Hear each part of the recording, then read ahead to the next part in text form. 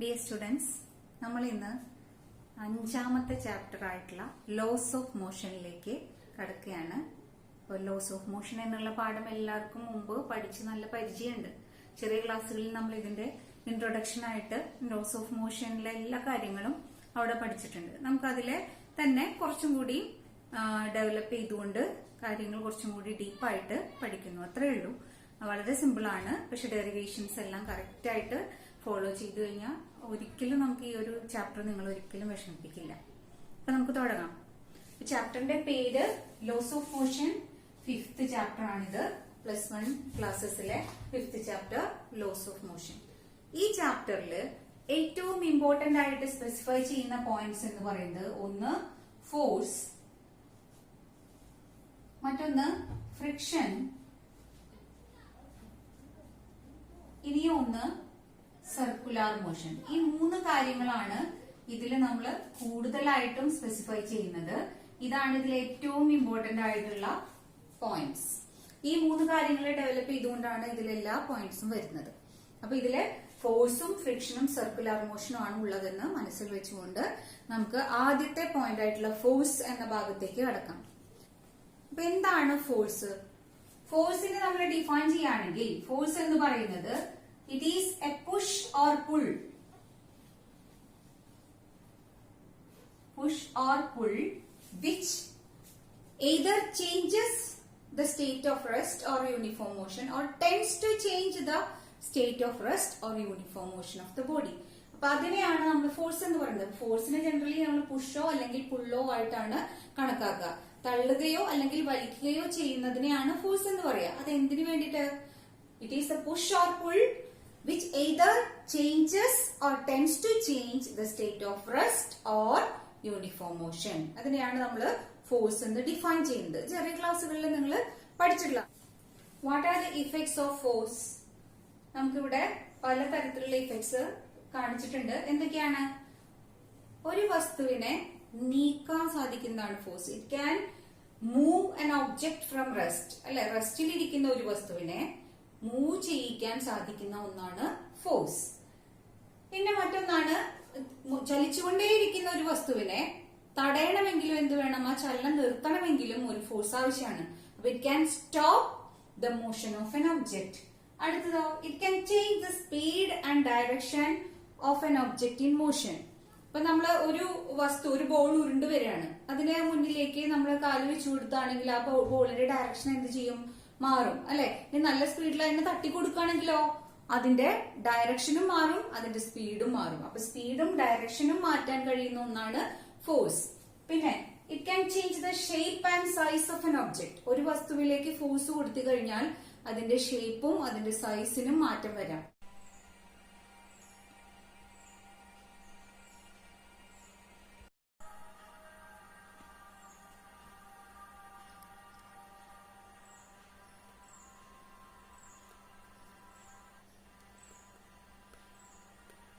ഇതിലെ അടുത്ത ഇമ്പോർട്ടന്റ് ആയിട്ടുള്ള പോയിന്റ് ഇനേർഷ്യ.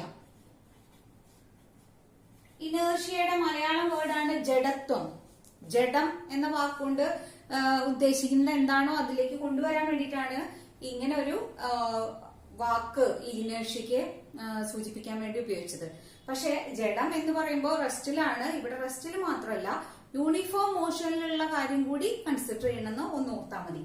അപ്പൊ ഇനേർഷ്യ എന്ന് പറഞ്ഞാൽ സ്വയം തന്റെ അവസ്ഥയ്ക്ക് മാറ്റം ഉണ്ടാക്കാൻ കഴിവില്ലാത്തതിനെയാണ്, ആ കഴിവില്ലായ്മയാണ് നമ്മൾ ഇനേർഷ്യ അല്ലെങ്കിൽ ജഡത്വം എന്ന് പറയുന്നത്. ജഡങ്ങൾ അങ്ങനെയാണല്ലോ, ജഡത്തിന് സ്വയം അതിന്റെ അവസ്ഥയ്ക്ക് മാറ്റം വരുത്താൻ സാധിക്കില്ല. അത് ഒരു സ്ഥലത്ത് കിടക്കുകയാണെങ്കിൽ അവിടെ തന്നെ കിടക്കുന്നു. അതുകൊണ്ടാണ് അങ്ങനെ ഒരു വാക്ക് കൊണ്ടുവന്നത്. പക്ഷെ ഇവിടെ സ്വയം ഒരു അവസ്ഥയ്ക്ക് മാറ്റം ഉണ്ടാക്കുക എന്ന് പറഞ്ഞാൽ റെസ്റ്റിലിരിക്കുന്ന വസ്തുവിന്റെയാണ് ജഡത്വം എന്ന് ഉദ്ദേശിച്ചത്, ജഡത്തിന്റെ അവസ്ഥ. പക്ഷെ സ്വയം അതിന്റെ അവസ്ഥ എന്ന് പറഞ്ഞാൽ ചലിച്ചുകൊണ്ടിരിക്കുന്ന വസ്തുവിന് സ്വയം നിൽക്കാനും കഴിയില്ല. അതും എന്താണ്? ഒരു ഇന്നബിലിറ്റിയാണ്. അപ്പൊ രണ്ടും കൂടി ചേർത്തിട്ടാണ് നമ്മൾ ഇനേർഷ്യ എന്ന് പേര് കൊടുത്തത്. അപ്പൊ ഇനേർഷ്യ എന്ന് പറഞ്ഞാൽ എന്താണ്? It is the inability of a body to change it state of rest or of uniform motion. അപ്പൊ അതിന്റെ ചലനത്തിലിരിക്കുന്ന അവസ്ഥയെയോ അല്ലെങ്കിൽ റെസ്റ്റിലിരിക്കുന്ന അവസ്ഥയെയോ സ്വയം മാറ്റാൻ കഴിവില്ലായ്മ. ആ കഴിവില്ലായ്മേനെയാണ് എന്ത് പറയുന്നത്? ഇനേർഷ്യ എന്ന് പറയും. അപ്പൊ ഇനേർഷ്യയുടെ ഡെഫിനിഷൻ ആണ് ഇവിടെ എഴുതിയിരിക്കുന്നത്. It is the inability of a body to change its state by itself. അത് എങ്ങനെയുള്ള സ്റ്റേറ്റ് ആണ്? State of rest or uniform motion. നമുക്ക് ഇനേഷ്യ ഓഫ് റെസ്റ്റിൻ്റെയും ഇനേഷ്യ ഓഫ് മോഷൻ്റെയും ഉദാഹരണം കാണാം. ഇപ്പോൾ ഈ ക്ലാസ്സിന് മുകളിൽ ഒരു കാർഡിന് മുകളിലിട്ടൊരു കോയിൻ വെച്ചിട്ടുണ്ട്. ഇപ്പോൾ കാർഡും കോയിനും റെസ്റ്റിലാണ്. ഈ കാർഡിൽ തട്ടുമ്പോൾ കാർഡിന് മാത്രം മോഷൻ ലഭിക്കുകയും കോയിൻ വീണ്ടും റെസ്റ്റിൽ തുടരുകയും ചെയ്യുന്നതുകൊണ്ടാണ് അത് താഴേക്ക് പോകുന്നത്. അപ്പോൾ നിങ്ങൾക്കത് ഇനേഷ്യ ഓഫ് റെസ്റ്റിൻ്റെ ഉദാഹരണമാണ്. ഇത് ഗലീലിയോയുടെ ഒരു അപ്പാരറ്റസ് ആണ്. ഫ്രിക്ഷൻലെസ് ആയിട്ടുള്ള ഈ സർഫസിലൂടെ ബോള് കണ്ടിന്യൂസ് ആയിട്ട് തന്നെ അതിൻ്റെ മോഷൻ തുടർന്നുകൊണ്ടേയിരിക്കും. അപ്പോൾ ഇത് ഇനേഷ്യ ഓഫ് മോഷൻ്റെ ഉദാഹരണമാണ്. അപ്പൊ നമ്മൾ പലതരത്തിലുള്ള ഇനേഷ്യ ഇപ്പൊ കണ്ടു അല്ലെ. ഇനി നമുക്കിതിനെ എന്തൊക്കെയാണ്, എത്ര തരത്തിൽ വേർതിരിക്കാൻ നോക്കാം. അപ്പൊ ഇനേഷ്യ നമുക്ക് 3 തരത്തില് വേർതിരിക്കാം. ഇനേഷ്യ of rest, 2 ഇനേഷ്യ of motion, 3 ഇനേഷ്യ of direction. ഏതാണ് ഈ മൂന്നാമത്തേന്ന് മാത്രം നിങ്ങൾക്ക് സംശയം വന്നിട്ടുള്ളൂ. ബാക്കിയെല്ലാം നിങ്ങൾ നല്ല പരിചയമുള്ളതാണ് അല്ലെ. പറയാം. അപ്പൊ നമ്മൾ ഈ പറഞ്ഞ ഓരോന്നിനും ഉദാഹരണങ്ങൾ കണ്ടെത്താം നമുക്ക്. ഇനേഷ്യ ഓഫ് റെസ്റ്റ് എന്ന് പറഞ്ഞാൽ എന്താണ്? റെസ്റ്റിൽ നിന്ന് മാറാനുള്ള കഴിവില്ലായ്മ. അത് നമുക്ക് എവിടെയൊക്കെ കാണാം? അതിന് എക്സാമ്പിൾസ് എന്തൊക്കെയാണ്? ഒരു കാർപ്പറ്റിൽ നിന്ന് അതിലെ പൊടിയൊക്കെ കളയുമ്പോ അല്ലെ നമ്മൾ എന്ത് ചെയ്യും? ഒന്നുകിൽ ഒരു വടി കൊണ്ട് അടിക്കും, അല്ലെങ്കിൽ അത് കുടയുമ്പോ എന്താ സംഭവിക്കുക? കാർപ്പറ്റ്സിന്റെ മോഷൻ, നമ്മൾ കാർപ്പറ്റിൽ പിടിച്ചുകൊണ്ടാണ് കുടയുന്നത്. അപ്പൊ കാർപ്പറ്റിന് മോഷൻ ലഭിച്ചു, പക്ഷെ അതിലുള്ള പൊടിക്ക് അപ്പോഴും എന്താണ്? റെസ്റ്റിൽ തന്നെ തുടരാനാണ് സാധിക്കുള്ളൂ. അപ്പൊ അതെന്ത് ചെയ്യും? അതിൽ നിന്ന് വിട്ടുപോകും. ഏതൊക്കെ പൊടികളാണോ റെസ്റ്റ് മോഷനിലേക്ക് എത്തിയത് അത് അതിൽ തന്നെ ഇരിക്കും. അല്ലാതെ റെസ്റ്റിൽ തുടർന്നുകൊണ്ടിരിക്കുന്ന പൊടികൾ മുഴുവൻ അതിൽ നിന്ന് പുറത്തേക്ക് പോകും. അതിന്റെ ആ പൊസിഷൻ അവിടെ തന്നെ ആയതുകൊണ്ട് കാർപ്പറ്റ് നീങ്ങുമ്പോൾ അതിനൊപ്പം നീങ്ങാൻ സാധിക്കില്ല. അപ്പോ കാർപ്പറ്റ് വൃത്തിയാക്കുന്നത്. പിന്നെ എന്താണ്? നല്ല പഴുത്ത മാങ്ങ വീഴാനായിട്ട് അതിന്റെ കൊമ്പ് പിടിച്ച് കുലിക്കാൻ മതി അല്ലെ. എന്താ കാരണം? ആ മാങ്ങയും ആ കൊമ്പ് റെസ്റ്റിലായിരുന്നു ആദ്യം. കൊമ്പ് നീങ്ങുമ്പോ അതിന്റെ ചലനം മാങ്ങയിലേക്ക് എത്തിയില്ലെങ്കിൽ എന്ത് സംഭവിക്കും? അത് അതിന്റെ റെസ്റ്റിലിരിക്കുന്ന അവസ്ഥ തുടരും. അപ്പോ മാങ്ങ കൊമ്പിൽ നിന്ന് വിട്ടുപോരുന്നു അല്ലെ. പിന്നെ എന്താണ്? നമ്മൾ ഒരു ബസ്സില്, ഒരു നിർത്തിയിട്ടിരിക്കുന്ന ബസ്സില് കമ്പിമ തൂങ്ങി പിടിച്ച് നിൽക്കാണ്. അപ്പൊ പെട്ടെന്ന് ബസ് എടുത്തു കഴിഞ്ഞാൽ നമ്മൾ എന്താ ചെയ്യുക? പെട്ടെന്ന് നമ്മൾ പെട്ടെന്ന് ബോഡി ബാക്കിലേക്ക് പോകുന്നു. എന്താ കാരണം? നമ്മുടെ ബോഡി പാർട്ടിലെ കാലുകളാണ് ബസ്സുമായി കോണ്ടാക്ട് ഉള്ളത്. ആ ഭാഗം മോഷനിലായി, പക്ഷെ ബാക്ക് ഭാഗം നമ്മുടെ ബോഡി പാർട്ടിന്റെ അപ്പർ പാർട്ട് എന്ത് ചെയ്യുന്നു? റെസ്റ്റിൽ തന്നെ തുടരുന്നു. അപ്പൊ അത് പഴയ പൊസിഷനില്, അതായത് അത് ബാക്കിലേക്ക് നീങ്ങുന്നു. കാലുകൾ മാത്രം മുന്നിലേക്ക് പോകുന്നു അല്ലെ. നേരെ തിരിച്ചാണ് എന്ത് സംഭവിക്കുക? യൂണിഫോം മോഷനിലായിരുന്ന ഒരു ബസ്സിൽ സുഖമായി നിൽക്കുന്ന സമയത്ത് പെട്ടെന്ന് ബ്രേക്ക് ഇട്ടാൽ എന്ത് സംഭവിക്കുക? മുന്നിലേക്ക് വീഴുന്നു. അപ്പൊ ബോഡി പാർട്ട് എങ്ങോട്ടാ നീങ്ങുന്നേ? അപ്പർ ബോഡി പാർട്ട് മുന്നിലേക്ക് നീങ്ങുന്നു. കാരണം എന്താ? അപ്പോഴും ബോഡിയുടെ ഏത് ഭാഗമാണോ ബസ്സിനൊപ്പമുള്ളത്, ബസ്സുമായി കോണ്ടാക്റ്റിൽ ഇരിക്കുന്നത്, ആ ഭാഗത്തിന് ബസ്സിന്റെ എല്ലാ മൂവ്മെന്റ്സും പെട്ടെന്ന് ലഭിക്കുന്നു. അപ്പൊ ബസ് നിന്നു എന്ന് പറഞ്ഞാൽ കാലുകൾ അല്ലെങ്കിൽ ലോവർ ബോഡി പാർട്ട് റെസ്റ്റിലെത്തുന്നു, പക്ഷെ അപ്പർ ബോഡി പാർട്ട് അപ്പോഴും മോഷൻ തുടർന്നുകൊണ്ടേയിരിക്കുന്നു. അപ്പൊ രണ്ടിനും എക്സാമ്പിൾ ആയി അല്ലെ. ഇവിടെ ബ്രേക്ക് ഇടുമ്പോൾ വരുന്നത് ഇനേഷ്യ ഓഫ് മോഷനും പെട്ടെന്ന് ബസ് എടുക്കുമ്പോൾ ഉള്ളത് ഇനേഷ്യ ഓഫ് റെസ്റ്റിന് ഉദാഹരണമാണ്. അപ്പൊ നമുക്ക് ഇതിന്റെ എക്സാമ്പിൾസ് ഒക്കെ 1, 2, 3 ഇട്ടിട്ട് എഴുതി വെക്കാം കേട്ടോ. പിന്നെ ഇനേഷ്യ ഓഫ് ഡയറക്ഷൻ എന്ന് പറഞ്ഞാൽ എന്താണ്? ഡയറക്ഷനിൽ മാറ്റം വരുത്താനുള്ള കഴിവില്ലായ്മ. നമ്മളിവിടെ ഒരു ചക്രം ഉള്ള വണ്ടി ഇങ്ങനെ ഉരുണ്ട് പോവാണ് നോക്കുക. ചെളി കൂടെ പോയി. അപ്പൊ ആ ചെളി അതിന്മേ പറ്റിപ്പിടിച്ചു. പിന്നീടും അത് തുടർന്ന് പോകുമ്പോ എന്ത് ചെയ്യും? അതിനിങ്ങനെ ചെളി തെറിക്കുന്നതായിട്ട് കാണാം അല്ലെ. നമുക്ക് എങ്ങനെ കാണാം? ഇങ്ങനെ ഒരു ചക്രം പോകുന്നപ്പോ ഇത് ഉരുണ്ട് നീങ്ങുന്നത് ഇങ്ങോട്ട് നീങ്ങുന്നത്. അപ്പൊ ഇതിന്റെ ചെളി എങ്ങോട്ട് തെറിക്കുണ്ടാവുക? ഇതിന് ടാൻജൻഷ്യൽ ആയിട്ട്, ഇതിൽ പറ്റിപ്പിടിക്കുന്ന എല്ലാ ചെളികളും ഇതിന് ടാൻജൻഷ്യൽ ആയിട്ട് തെറിച്ചു പോകുന്നതായിട്ട് കാണാം. അതെന്താ കാരണം? അത് വളഞ്ഞു പോവാത്തതിന് കാരണം എന്താ? അത് അതിന്റെ state of motion, state of direction മാറാൻ അതിന് കഴിയില്ല. അതിനെപ്പോഴും എന്താണ്? ഒരേ ഡയറക്ഷനിൽ നിന്ന് വിട്ടു കഴിഞ്ഞാൽ പിന്നെ അതിന് ഫോഴ്സ് ഇല്ല. അതിനെ യാതൊരു തരത്തിലും ഈ ചക്രം അതിനെ സ്വാധീനിക്കുന്നില്ല. അപ്പൊ ചെളി അതിന്റെ പാത സ്ട്രെയിറ്റ് ആയിട്ട് തുടരാനാണ് ആഗ്രഹിക്കുക. പിന്നെ ഗ്രാവിറ്റേഷണൽ ഫോഴ്സ് ഒക്കെ കൊണ്ടാണ് അത് താഴെ വീഴുന്നത്. അപ്പൊ നമുക്കറിയാം എന്താണ്? ഏതൊരു വസ്തുവിലെ അല്ലെങ്കിൽ ഒരു വെഹിക്കിളിലെ ഈ വീലില് പറ്റിപ്പിടിച്ച ചെളികളെല്ലാം ടാൻജൻഷ്യലി ഫ്ലൈ ഓഫ് എന്നാണ് ഇതിന്റെ പറയാ. ഇങ്ങനെ തെറിച്ചു പോണതിന് പറയുന്നതാണ് ഇറ്റ് ഫ്ലൈസ് ഓഫ് ടാൻജൻഷ്യലി. അപ്പൊ ഇതാണ് ഒരു ഉദാഹരണം. അപ്പൊ നമുക്കറിയാം ഇനേഷ്യ ഓഫ് റെസ്റ്റ് എന്താണ്, ഇനേഷ്യ ഓഫ് മോഷൻ എന്താണ്, ഇനേഷ്യ ഓഫ് ഡയറക്ഷൻ എന്താണ്. അപ്പൊ ഇതിന് ഉദാഹരണങ്ങൾ കൃത്യമായി വേർതിരിച്ച് മനസ്സിലാക്കാൻ ശ്രമിക്കുക.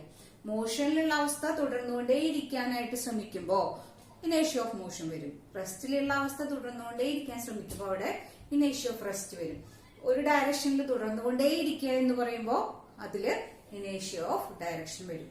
ഒരു ഉദാഹരണം കൂടി പറഞ്ഞു നോക്കാം നമുക്ക്. നമ്മള് ഒരു ഓടുന്ന ബസ്സിൽ നിന്ന് പെട്ടെന്ന് ചാടി ഇറങ്ങുന്ന ആൾക്കാർ കുറച്ചു ദൂരം കൂടെ ഓടുന്ന കാണാറുണ്ട് അല്ലെ? എന്താ കാരണം? ഓടുന്ന ബസ്സിൽ നിന്ന് ചാടി ഇറങ്ങുന്ന ആളുടെ ബോഡി മോഷനിലായിരിക്കും. അയാൾ പെട്ടെന്ന് റെസ്റ്റിലേക്ക് വീണാൽ അയാൾ വീണ്ടും പോകാൻ സാധ്യതയുണ്ട് അല്ലെ? പക്ഷെ കുറച്ചു നേരം കൂടി ഓടിക്കഴിഞ്ഞാലോ അപ്പൊ നമുക്ക് ഈ മോഷൻ കുറച്ചു നേരം കൂടി അവിടെ തുടർന്നു അല്ലെ? പെട്ടെന്ന് നിൽക്കുക എന്ന് പറയുന്നത് അയാളെ മുന്നിലേക്ക് വീഴ്ത്താനായിട്ട് സാധ്യതയുണ്ട്. അപ്പൊ ഇനേർഷ്യ ഓഫ് മോഷൻ ആണ് അവിടെ വരുന്നത്. അപ്പൊ നിങ്ങൾക്ക് ഏകദേശം എന്താണ് ഇനേർഷ്യ, എത്ര തരം ഇനേർഷ്യകൾ ഉണ്ട് എന്നൊക്കെ മനസ്സിലായി എന്ന് വിചാരിക്കുന്നു. ഇനിയാണ് നമ്മൾ ഈ പാഠത്തിലെ പേരിൽ നിന്ന് സൂചിപ്പിക്കുന്ന ആ ലോസിലേക്ക് കിടക്കുന്നത്. എന്തൊക്കെ നിയമങ്ങളാണ് ചലനത്തെ കുറിച്ചുള്ളത്? അത് തന്ന ആളാണ് സർ ഐസക് ന്യൂട്ടൺ. അപ്പൊ ഐസക് ന്യൂട്ടന്റെ പേരിനോട് ചേർത്തിട്ടാണ് ആ നിയമങ്ങൾ നമ്മൾ പഠിക്കുക. Newton's first law of motion, Newton's second law of motion, Newton's third law of motion. അങ്ങനെ 3 നിയമങ്ങളുണ്ട്. അതൊക്കെ നിങ്ങൾ ചെറിയ ക്ലാസ്സിൽ പേരുകളും അതിന്റെ ഡെഫിനിഷൻസും ഒക്കെ പഠിച്ചതാണ്. അപ്പൊ നമ്മൾ ഇവിടെ ഒന്നുകൂടി അത് ഡിസ്കസ് ചെയ്യാണ്. Newton's first law of motion, ആദ്യത്തെ നിയമം. നമ്മളിവിടെ പഠിച്ച ഇനേർഷ്യയെ ബേസ് ചെയ്തുകൊണ്ട് നിയമമാണ് ഈ Newton's first law of motion. ഈ Newton's first law of motion പറയുന്നത് എന്തെന്നാല്, ഇപ്പൊ Newton's first law of motion states that എന്ന് നിങ്ങൾക്ക് തുടങ്ങാം. ഞാൻ എന്തായാലും അതിന്റെ ബാക്കി ഇവിടെ എഴുതാം. എവ്രി ബോഡി, എല്ലാ വസ്തുക്കളും, എവ്രി ബോഡി കണ്ടിന്യൂസ്, തുടർന്നുകൊണ്ടേയിരിക്കുന്നു. Its state of rest or uniform motion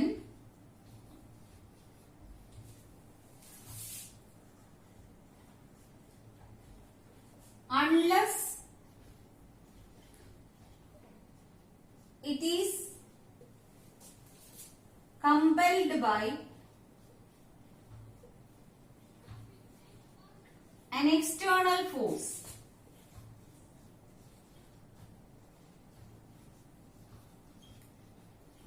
അപ്പൊ എന്താണ് ഇതിന്റെ അർത്ഥം?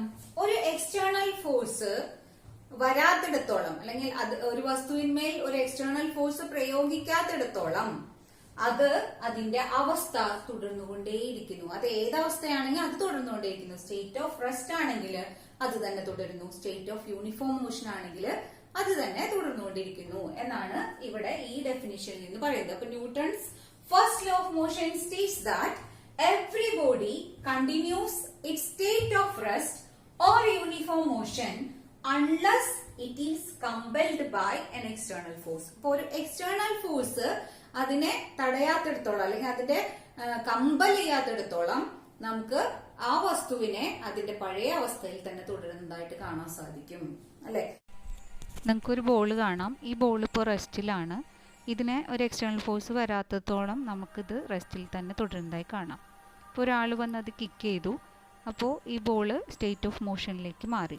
ഇതാണ് ഇതിൽ നിന്ന് നമുക്ക് ഫസ്റ്റ് ലോ കൃത്യമായി മനസ്സിലാക്കാൻ സാധിക്കും. അപ്പൊ ഇത് എന്തിനെ ബേസ് ചെയ്തുകൊണ്ടാണ്? State of rest or state of uniform motion എന്ന് പറയുന്നതിനാണ് ഇനേർഷ്യ എന്ന് പറയുന്നത്. അപ്പൊ ഇത് ഇനേർഷ്യനെ ഡിപ്പെൻഡ് ചെയ്യുന്ന ലോ ആയതുകൊണ്ട് ഈ ലോയ്ക്ക് വേറൊരു പേരും കൂടി നമുക്ക് കൊടുക്കാം, ലോ ഓഫ് ഇനേർഷ്യ.